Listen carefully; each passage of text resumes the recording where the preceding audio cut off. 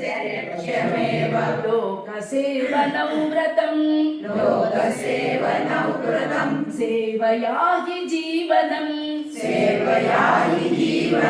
सार्थकं फलान्वितम् जीवनस्य लक्ष्यमेव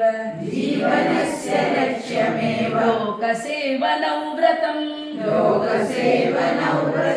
अंधकारजीवने दीपमुद्दीपयाम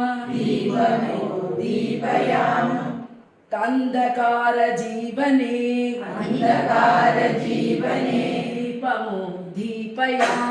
दीपमुद्दीपयाम क्लेशबहुलवीथिका कंटकान्युत्कनाम त्रस्त्रदीनबान्धवान् हस्तलम्ब उन्नयाम न्यूनता यत्र यत्र तत्र सत्वरं गियाम जीवनस्य लक्ष्यमेव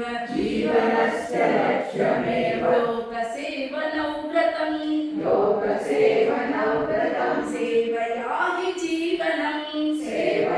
हि जीवनं सार्थकं फलानि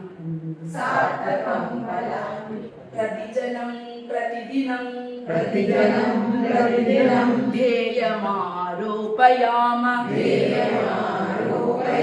श्रद्धया विशुद्धया दीनदेवमर्चयाम स्वार्थभावनां